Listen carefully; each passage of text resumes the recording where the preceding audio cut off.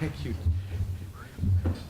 Well, thank you so much, friends. Merci infiniment de l'occasion à vous souhaiter la bienvenue ici, tout le monde qui sont rassemblés pour cet symposium important sur le Canada actuel, comment faire ressortir des valeurs civiques communes. Thank you so much for the opportunity to see many good friends and welcome others for the first time that I've seen you involved in the CRRF biannual symposium. I should point out, I see at least one of my parliamentary colleagues, Monsieur Royal Galipeau, député d'Ottawa-Orléans. Merci infiniment, Monsieur Galipeau, d'être ici.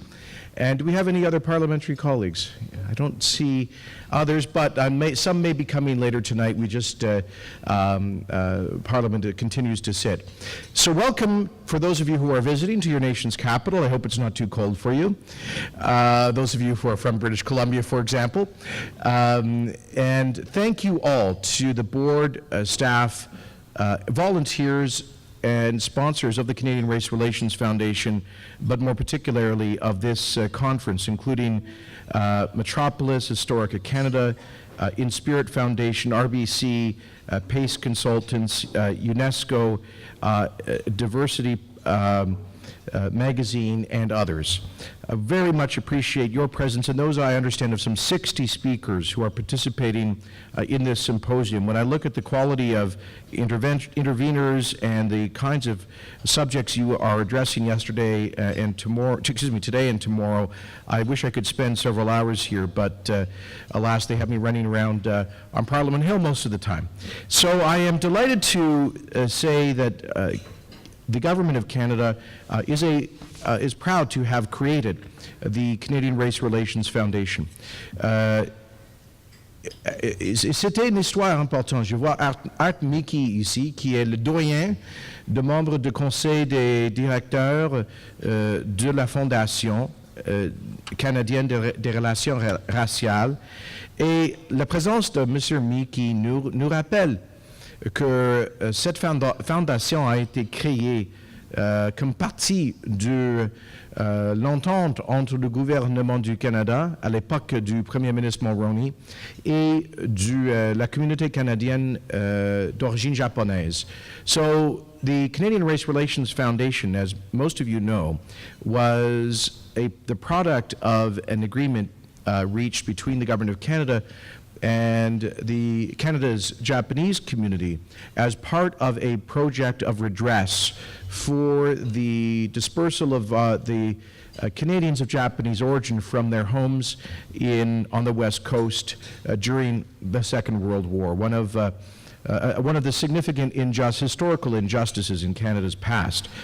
But I think the fact that the Japanese Canadian community did not seek some kind of communal financial redress for its own association or its own objectives is very significant. Rather, the Canadian-Japanese community sought to create a permanent platform that all communities could work within to ensure that injustices such as the internment of Canadians of Japanese origin never repeated themselves, to ensure that we built a country of unity in diversity, a country of mutual respect, grounded on our common citizenship. And I think it was a great gesture of respect that led to this remarkable idea proposed by the Canadian-Japanese community.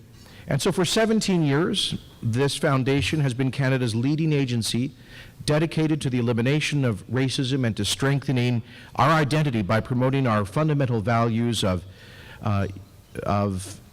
human rights, human dignity, and the rule of law. This biennial symposium and awards of excellence is designed to share information, best practices, and to network amongst organizations and agencies which recognized outstanding initiatives in anti-racism work. The government expects that the CRF will continue its impressive record for many years to come, and it will continue to help us create a country built on principles of the equality of opportunity and the rule of law. And I should point out, speaking of the foundation and our distinguished chairman, Albert Lowe, who has a remarkable background himself in race relations and inter-community initiatives, how proud I am that the foundation went through a period of challenge following the economic downturn, because it operates on the basis of an endowment fund, but as I understand it, has fully recovered its financial strength and is now, with the good work of an excellent board and leadership, contributing in a very significant way to important work like this. Work that is reflected in your awards selections tonight. From the winner in your corporate category, Broadening Opportunities Through Leadership Diversity, or BOLD, a coaching program for culturally diverse executives and senior managers, to your selection in the youth category, the Compassionate Leaders Project of the Cowichan Intercultural Society, which develops peer leadership in area high schools to promote diversity and inclusion. Through all of these things, the CRRF is helping all of us to pay it forward. Tonight's ceremony is a chance to recognize and celebrate excellence in Canada's multicultural communities. But it's also more than that. It's also a celebration of Canada's success as a welcoming nation that values the contributions of every individual and community. Because although Canadians come from a plurality of different backgrounds, we have managed to create this remarkable model for the world, this remarkable place of peace and prosperity, grounded in pluralism, in which everyone has a place, regardless of their racial, ethnic, or religious background. Et dans le processus, le Canada est une épreuve pour tout le monde, dans tous les coins du monde, de la possibilité de l'unité en diversité. Et je ne peux pas penser d'un meilleur exemple que ce qui est arrivé dernièrement à Cold Lake en Alberta, ma province. I can't think of a better example of that model of unity and diversity than what happened recently in my home province of Alberta at Cold Lake. As you know, on the morning of Friday, October 24th, Mahmoud El-Qadri arrived at the Cold Lake Mosque to open its doors for regular prayers. And what he found was very disturbing. There were smashed windows and racist graffiti, including the outrageous words, "Go home." Disheartening to anyone, but especially to Mr. El-Qadri, when he had to explain to his children, both raised in Cold Lake, why someone would do such a disturbing thing. It was a tough morning for many in Cold Lake that day. But by the afternoon, this story took a different turn, a uniquely Canadian turn. Dozens of people showed up at the mosque spontaneously with the clear intention to wipe away not just that offensive graffiti, but the hateful message that stood behind it. By the time they were done, the words, "Go home," were gone. Instead, there are colorful signs and posters taped to the newly replaced windows, the newly painted front of the mosque, saying, quotes, "You are home." One message rejected, but another one reaffirmed. Hatred condemned, and love and mutual recognition, mutual support of solidarity between different peoples of different backgrounds affirmed. By the end of the day, Mr. El-Qadri had heard from people across Canada with the same message, that Canadians stand together against any form of hatred, even when it's from a few people, or even perhaps just one. As your chairman, Albert Lowe, said regarding the incident, quotes, "The people of Cold Lake have demonstrated that showing respect for their neighbors and being willing to defend them as integral members of the community is the best way to counter hatred and bigotry," close quotes. That is, indeed, the Canadian way. Ceci est clairement la voix canadienne. That is the message that makes up our national identity. We live together, work together, and contribute to building our Canada. While we welcome and embrace the diversity of new Canadians from around the world, which is a challenge, we can't deny that successfully integrating over 250,000 new permanent residents every year, welcoming over 200,000 new citizens every year, does not come without its challenges. But we succeed in those challenges because our approach to multiculturalism recognizes the value of diverse cultures and connections within the rule of law, and within certain historically grounded values and identity. Our systems of laws protect Canadians and their families. We not only enjoy our rights as citizens, but recognize that with these rights come certain responsibilities, which is why in our Citizenship Action Plan, we emphasized that citizenship implies not just rights and privileges, but also duties and responsibilities.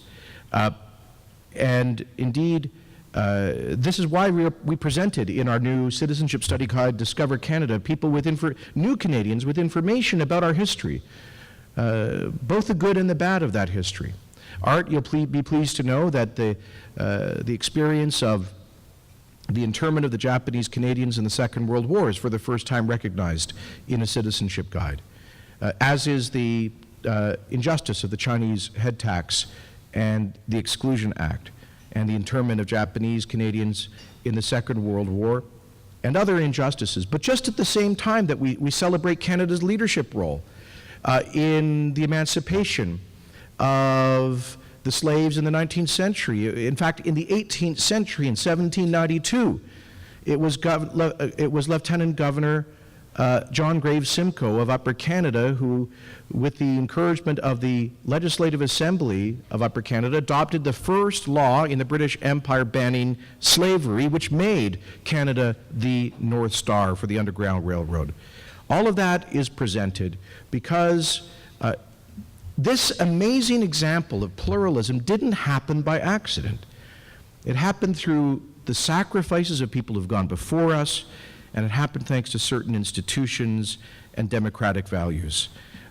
And so it's also important that we stated clearly in Discover Canada that our multiculturalism does not mean a kind of empty cultural relativism. It doesn't mean that any practice justified under the ambit of culture is justifiable in Canada. To the contrary, we said that Canada's tolerance and diversity do not extend to violent, extreme, or hateful prejudices, and we called on everyone to embrace democratic principles such as the rule of law. So, as I speak with many of you at this symposium, I'm encouraged by the commitment that you showed toward making Canada an example of how one country can embrace so many beliefs and philosophies under one common goal, the continued evolution of a Canada with a focus on moving towards the future together. And one part of the way that we will do that is through asking some tough questions and dealing with some difficult issues. Extremism and imported conflicts are never easy issues to deal with. But I'm pleased to see and understand that you're having a frank, open, and respectful dialogue regarding these questions as part of the symposium. It's only through frank, open, and respectful dialogue that we have the opportunity to find solutions together to those who would undermine our pluralism and our peace. Canada's future depends on all of us growing together through our shared democratic values and a respect for our history and institutions. Preserving our traditions is a gift that we can entrust to future generations. What we've been responsible for will become their responsibility.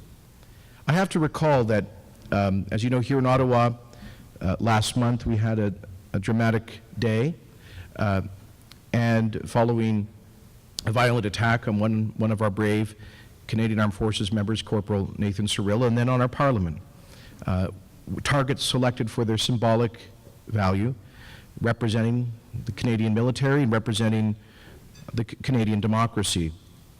And regrettably, on that very same day, we were poised to bestow honorary Canadian citizen on a young woman of remarkable courage, Malala Yousafzai, who had come to Canada from Pakistan in order to receive that honor, which had been adopted unanimously through a motion in the House of Commons the day before. And Malala will, when we get her back here, she will be back to Canada to receive that. She will be joining His Highness the Aga Khan, the founder of the Global Center of Pluralism, and it's no mistake that he has decided, that's a project between his foundation and the Government of Canada, he's decided to locate that Global Center for Pluralism here in Ottawa because he sees Canada as the strongest model for pluralism. Aung San Suu Kyi, of course, the great leader of Burmese democracy, His Holiness the Dalai Lama, who is perhaps the world's most compelling voice of nonviolent conflict resolution, the late Nelson Mandela and the late Raoul Wallenberg, one of the great heroes of the Holocaust. And so Malala will join their names, people, all of them with their own connections to Canada. Malala has said that her commitment to educating herself is not something she does for herself alone. Since her recovery, she's been a tireless advocate for the girls and young women of the world for whom an education is little more than a dream. In addition to being the co-recipient of this year's Nobel Peace Prize, she's earned praise and admiration around the world for her courage and for standing up for girls facing oppression in every corner of the world. Ladies and gentlemen, in achieving excellence, tonight's award recipients have also made a real difference. Whether it's encouraging more diversity or working to eliminate the barriers experienced by new Canadians, your achievements have not gone unnoticed, and the significance of your contributions to your communities and to your country cannot be overstated. So on behalf of the Government of Canada, let me thank and congratulate tonight's award recipients. Your hard work, imagination, and vision of a country where all people work together for the success of all is a source of pride and inspiration for all Canadians. Donc, je vous félicite et je vous remercie et je vous souhaite de la bonne continuation ici dans vos discussions importantes pour l'avenir du Canada. Thank you very much and have a great rest of the session.